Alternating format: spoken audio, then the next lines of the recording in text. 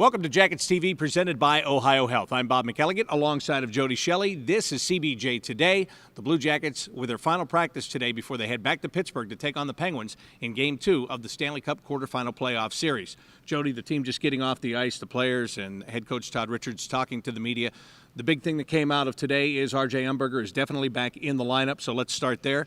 Umberger was on the line today with Artem Anisimov and Blake Como. That puts Derek McKenzie back on the fourth line with Mark Letestu and Corey Tropp is the way they skated today. First of all, Umberger coming back. He was a good playoff performer 5 years ago. He's going up against his hometown team. What do you expect from him? I expect a certain level of excitement from R.J. Umberger. I mean, like what you just said is pretty exciting for him to get home and play in the playoffs. He's now watched Game 1 in Pittsburgh. Probably a little frustrated to watch that. So overexcitement. RJ's got to be careful with that. He's got to harness that. He's got to get in there and really try not to do too much. And he knows that.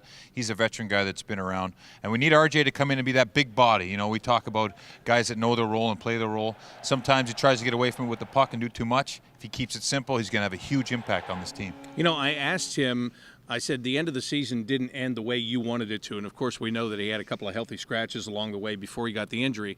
I said, do you look forward to this being kind of a fresh start? And he said, yeah, maybe the injury came at somewhat of a good time, believe it or not.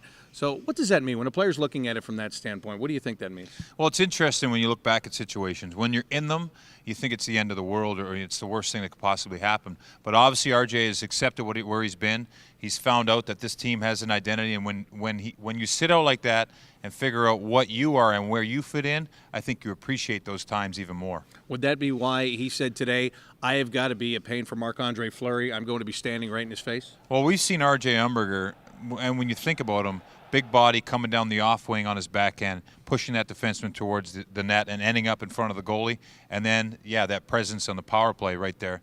He knows that. And when you watch these games and you see some things not happening and you can see where you can contribute, I tell you what, the Blue Jackets could be the big beneficiary here of him coming back. And another thing with that, I mentioned Derek McKenzie goes back to that line with Mark Letestu and Corey Tropp. And throughout the course of the year, there have been a lot of guys that have played on the fourth line. To me, that trio has been the best. And I'm not trying to take anything away from Jared Boll, who played the other night, but having those three back, I don't think that fourth line has had that same identity ever since they had to mix it up. Yeah, and McKenzie with Letestu is the key for me. They're very familiar. They kill penalties together. They're reliable. They've been in a lot of different situations together. So that's the catalyst for that fourth line for me. Yeah, absolutely. So they will get back together. That'll be a great sign. Will Nick Foligno play? That is the question. It was thought that he will not play tomorrow. Now head coach Todd Richards, just talking after practice, said, well, let me talk to some people and see if he is ready to go. What do you think? Well, he said clearly that he liked the way he practiced. He watched him today. He watched Nick skate, and Dan Hinote skated him after and came in and said he looks good. Those are all positive, so that's another step closer in that direction of getting him back in the lineup. It's a process, and we say the first one is skating with the team. The second one is being able to skate at the right speed and without any pain. So now the process is ask Mike Vogt, the trainer, where's Foligno at? So that decision will be made in the next 24 hours here, or a little longer, maybe 36, to see what's going to happen with Nick Foligno. Let me define skate with Dan Hinote, because that sounds like something you just do on a Saturday afternoon. Not like afternoon. a public skate, yeah, no. It's not at the chiller, okay? This is high energy contact.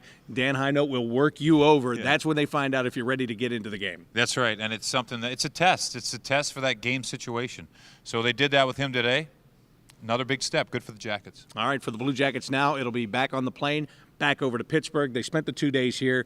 They were with their families, slept in their own beds. We're going to see how that works out. They all seem to think, when you talk to the players and the coaching staff, they all think it's going to work out well. Well, it's one of those things. It's such it's a close in proximity. We're right here. It's a 25, 30-minute flight from Pittsburgh. So you can overthink it. I think either way is fine, but I think when you're back here yesterday, the sun was shining, you leave the rink, you go back to your family or your home or what you're familiar with, I think there's a little benefit there. So the Jackets have rested here. They've turned the page on Game 1, taken some notes, and now it's for them to go tomorrow and show up. And one last thing, this team, when it has gotten lessons throughout the course of the year, one thing that has been a trademark. They have bounced back. They have learned those lessons. We're going to see if that stays true Saturday. That's a great point, Bob, and it comes down to response. And I really like the response in Game 1.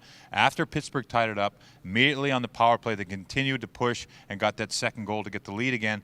It's about response, and I agree with you. They've responded well all season. I expect they'll respond again here for Game 2. All right, we'll talk to you tomorrow from the Consol Energy Center in Pittsburgh. Again, Game 2 of the Blue Jackets Penguins Stanley Cup Playoff Series is going to be tomorrow night at 7 o'clock, and we'll see you in Pittsburgh tomorrow. For Jody Shelley, I'm Bob McElligott. Thanks for watching Jackets TV, presented by Ohio Health.